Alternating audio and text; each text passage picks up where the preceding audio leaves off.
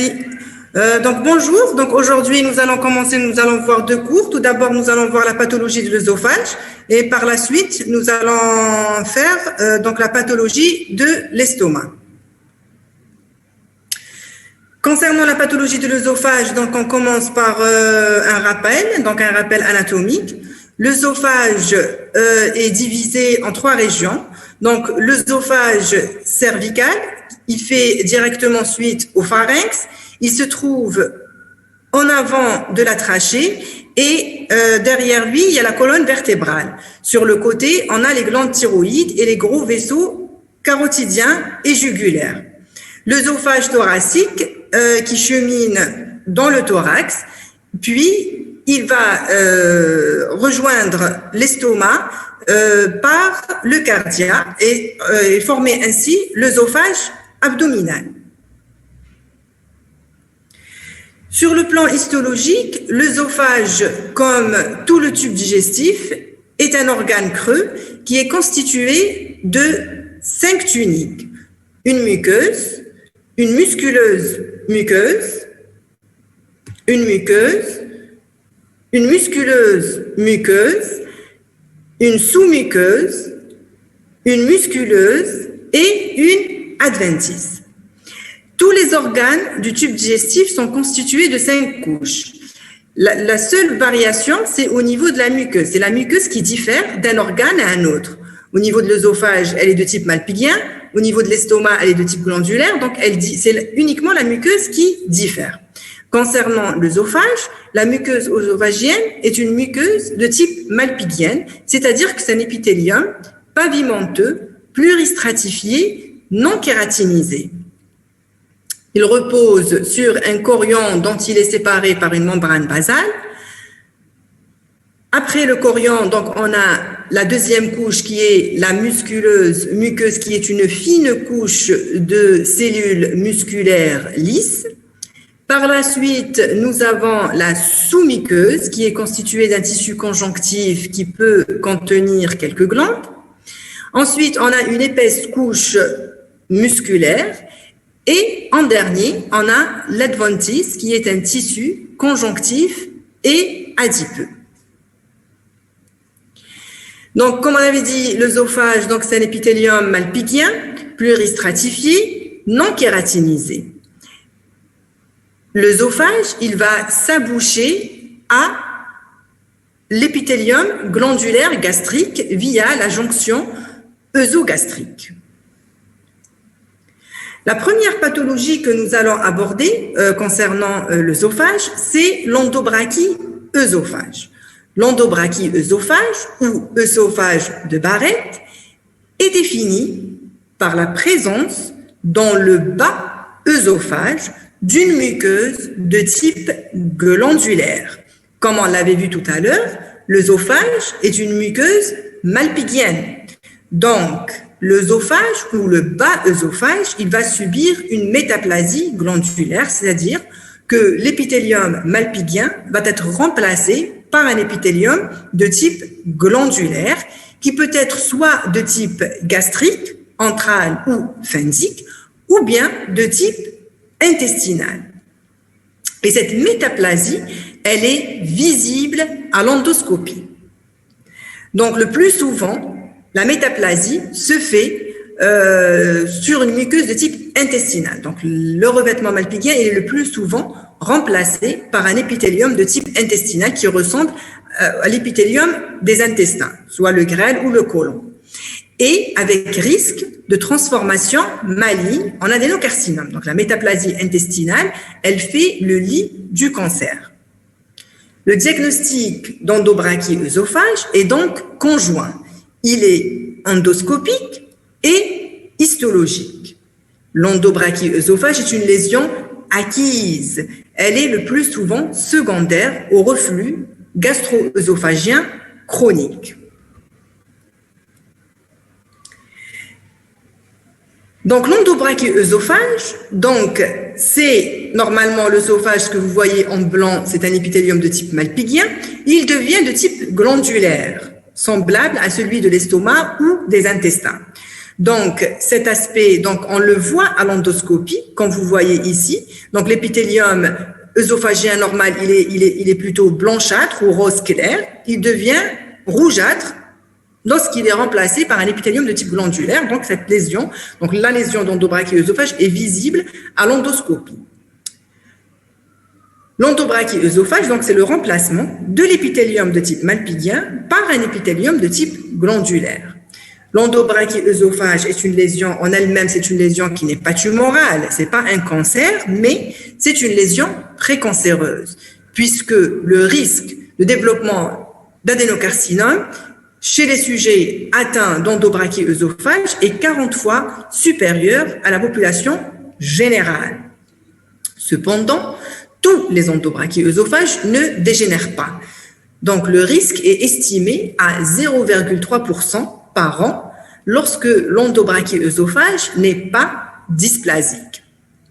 Donc, la muqueuse de l'endobrachie œsophage, qui est une muqueuse métaplasique, elle peut subir de la dysplasie. Donc, la dysplasie, ce sont des remaniements nucléaires péjoratifs qui peuvent évoluer vers le cancer selon la séquence métaplasie, dysplasie de bas grade, dysplasie de haut grade, cancer. Et lorsque un cancer se développe sur un endobrachie œsophage, il s'agit presque ou toujours d'un adénocarcinome, puisque l'endobrachie œsophage est une muqueuse de type glandulaire. Le diagnostic de dysplasie, il est histologique. L'endoscopie nous permet de voir l'endobrachie œsophage, mais elle ne nous permet pas de savoir le degré de dysplasie ou s'il y a ou pas dysplasie associée.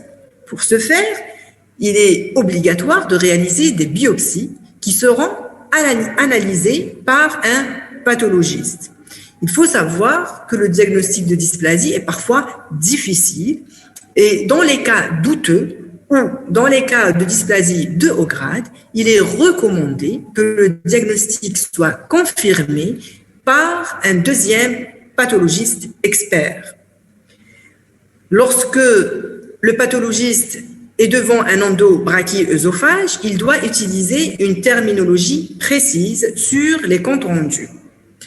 Donc, la terminologie utilisée est métaplasie intestinale ou muqueuse de Barrett ou endobrachie œsophage ou muqueuse spécialisée sans dysplasie, lorsqu'il n'y a pas de dysplasie, indéfinie pour la dysplasie lorsque on n'est pas sûr, donc la dysplasie elle est douteuse, on n'est pas sûr qu'il existe une dysplasie ou on n'est pas sûr de son grade, avec dysplasie de bas grade, avec dysplasie de haut grade, ou bien carrément c'est un adénocarcinome. Le traitement et la surveillance de l'endobrachie œsophage, donc le but de la surveillance, c'est surtout le diagnostic précoce des lésions précancéreuses de haut risque, telles que la dysplasie de haut grade, et bien sûr le diagnostic précoce du cancer. La surveillance, elle repose toujours sur l'association de l'endoscopie avec des biopsies multiples et examens anatomo-pathologiques. Le rythme de la surveillance dépend de l'étendue de l'endobrachie œsophage et du degré éventuel de dysplasie. Actuellement, les recommandations de la Société française sont pour l'endobrachie œsophage sans dysplasie, donc il faut traiter le reflux, et surveillance par endoscopie œsogastro-duodénale avec biopsie multiple et examen anapath. Pour l'endobrachie œsophage avec dysplasie douteuse, il faut faire un contrôle après 2 mois de traitement par IPP à double dose. Pour l'endobrachie œsophage avec dysplasie de bas grade certaine, surveillance à 6 mois, 1 an, puis tous les ans. Pour l'endobrachie œsophage avec dysplasie de haut grade, nouvelle endoscopie après 1 à 2 mois de traitement par IPP à double dose, puis biopsie des 4 cadrans tous les centimètres repérés sur un schéma pour une cartographie et recherche d'adénocarcinome. Si les lésions de dysplasie de haut grade sont confirmées, le malade sera discuté ou la conduite à tenir sera discutée en réunion pluridisciplinaire. Donc, on décidera, soit on fera une mucosectomie ou une thermoablation, voire une chirurgie en fonction du contexte et des moyens. Le cancer de l'œsophage. La grande majorité des tumeurs de l'œsophage sont des tumeurs malignes et le plus souvent, il s'agit de carcinomes. Ils sont représentés essentiellement par deux types histologiques, donc l'adénocarcinome et le carcinome épidermoïde. Le carcinome épidermoïde, donc c'est une tumeur épithéliale maligne à différenciation malpighienne. Elle prend naissance à partir de l'épithélium malpighien de l'œsophage.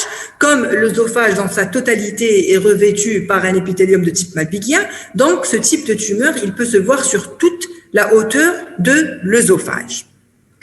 Les facteurs de risque sont le tabac, l'alcool, l'ingestion de caustiques, et l'infection HPV. Les lésions précancéreuses sont la dysplasie épithéliale malpighienne selon la séquence dysplasie de bas grade, dysplasie de haut grade, carcinome épidermoïde in situ, carcinome épidermoïde infiltrant. Sur cette image, vous pouvez voir un aspect histologique d'un carcinome épidermoïde. Il est fait de boyaux, de cellules carcinomateuses avec édification de kératine. Donc, il s'agit d'un carcinome épidermoïde bien différencié, kératinisant. L'adénocarcinome de l'œsophage, il représente aujourd'hui plus de 50% des cancers de l'œsophage. Sa fréquence est en augmentation. Il est le plus souvent situé au tiers inférieur de l'œsophage puisqu'il se développe sur muqueuse glandulaire, donc sur endobrachie-œsophage. La séquence de la carcinogénèse, comme on l'avait vu tout à l'heure, donc c'est la métaplasie intestinale, la métaplasie avec dysplasie de bas grade, avec dysplasie de haut grade, carcinome in situ, adénocarcinome infiltrant. Le traitement, donc, on a deux volets thérapeutiques, soit la mucosectomie ou dissection sous-muqueuse endoscopique. Ce traitement, il est réservé uniquement aux tumeurs superficielles, c'est-à-dire les carcinomes in situ et les tumeurs classées T1, c'est-à-dire qui ne dépassent pas la musculeuse, c'est-à-dire qu'elles sont limitées à la sous-muqueuse. Soit elles infiltrent la muqueuse ou la sous-muqueuse, mais ne la dépassent pas. Et N0, bien sûr, donc pour les stades qui restent localisés. La mucosectomie ou dissection sous-muqueuse endoscopique se font par, tout d'abord, donc ça se fait lors d'une endoscopie, tout d'abord, il y a une délimitation de la lésion. Ensuite, on sépare la muqueuse de la musculaire par injection d'un liquide dans la sous-muqueuse. Résection de la lésion avec une marge de muqueuse saine. Le prélèvement donc, va emporter la muqueuse et la sous-muqueuse et la pièce doit être adressée sur un support épinglé et orienté. L'examen anatomopathologique précisera tout d'abord le type histologique de la tumeur. Est-ce qu'il s'agit d'un adénocarcinome? Est-ce qu'il s'agit d'un carcinome épidermoïde ou d'un autre type histologique? Donc, on précise le type histologique et le grade de différenciation de la tumeur. Est-ce qu'il s'agit d'une tumeur qui est bien différenciée, moyennement différenciée, peu différenciée ou indifférenciée? On recherchera également la présence d'emboles vasculaires. On recherchera également les engainements périnerveux. Chose essentielle, il faut préciser le niveau d'infiltration de la tumeur dans la paroi. On avait dit que la mucosectomie s'adressait aux tumeurs qui étaient localisées, qui étaient soit pour les tumeurs in situ ou les T1. Donc, pour les tumeurs in situ, il faut dire que c'est in situ. Pour les T1, il faut dire si c'est M2, donc lorsque elle infiltre la sous-muqueuse, lorsqu'elle infiltre le chorion, pardon. M3 lorsqu'elle infiltre la musculeuse muqueuse. SM1 lorsqu'elle infiltre la partie interne de la sous-muqueuse. SM2 lorsqu'elle infiltre la partie moyenne de la sous-muqueuse. Et SM3 lorsqu'elle infiltre le tiers profond de la sous-muqueuse. Il faut préciser également la qualité de l'exérèse, c'est-à-dire il faut apprécier les limites de résection si elles sont saines et si elles ne le sont pas, donc limites saines ou limites infiltrées. Et lorsqu'elles sont saines, il faut donner les marges de sécurité en millimètres, donc les marges latérales et profondes. La chirurgie d'exérèse, elle s'adresse aux patients qui sont opérables avec des lésions qui sont résécables sans métastase à distance. Donc, c'est des lésions qui sont au-delà de T1 chez des sujets qui restent opérables sans métastase à distance. L'intervention de choix est l'œsophagectomie transthoracique subtotale avec curage ganglionnaire et plastie gastrique. L'examen d'au moins 15 ganglions dont 6 ganglions médiastinaux sont nécessaires pour l'évaluation correcte du statut ganglionnaire. L'examen anapathe doit préciser le type de pièce opératoire. Donc, quand vous voyez ici, donc là, c'est l'œsophage et là, c'est le gastrique. Donc, il faut préciser le type de résection. Et là, vous voyez donc la tumeur.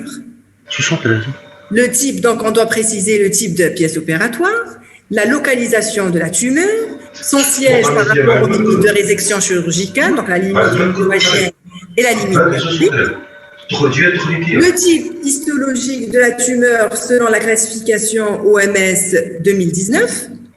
Le degré de potentiation pour les carcinomes épidermoïdes et les adénocarcinomes, la réponse au traitement néoadjuvant éventuel. Donc, il faut savoir que certains patients vont recevoir un traitement néoadjuvant. Donc, pour ces patients-là, on doit donner la réponse au traitement. Donc, le pourcentage de cellules tumorales viables, le pourcentage de fibrose ou de nécrose. Il faut préciser donc le niveau d'infiltration de la paroi, donc c'est le PTNM, et préciser le nombre de ganglions prélevés et le nombre de ganglions envahis. Préciser également l'existence ou non d'emboles vasculaires ou d'engainement périnerveux.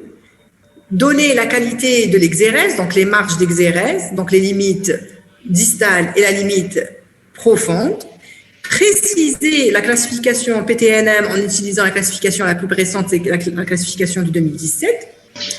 En cas d'adénocarcinome du bas œsophage ou de la jonction œsogastrique métastatique, une recherche de l'expression HER2, soit par IHC ou par hybridation in situ, est recommandée pour une éventuelle thérapie ciblée.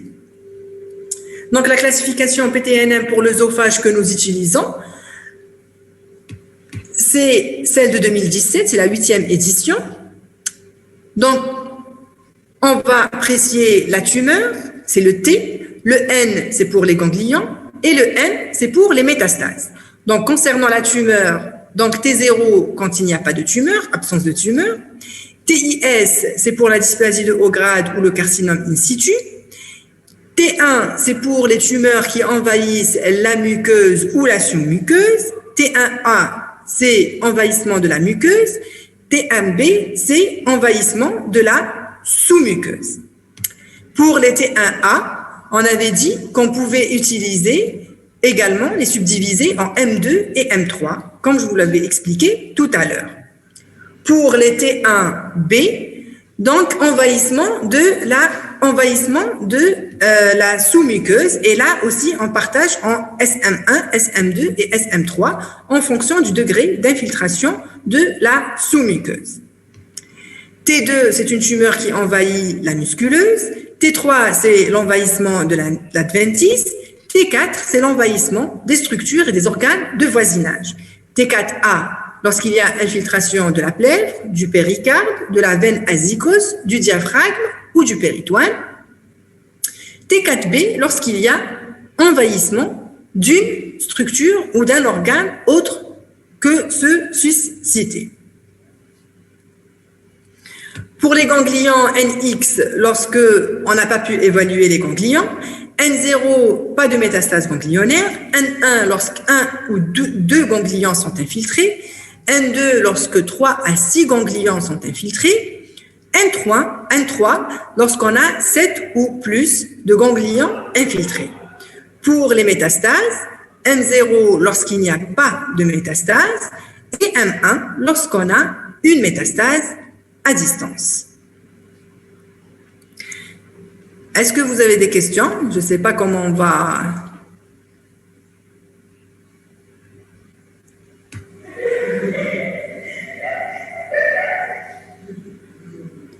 Sinon, on passe au cours suivant.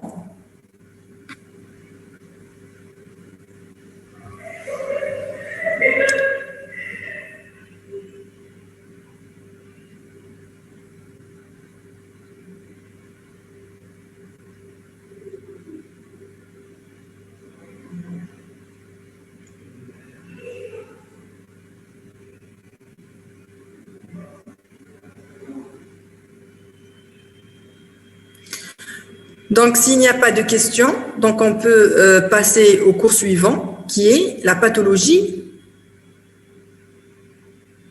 gastrique.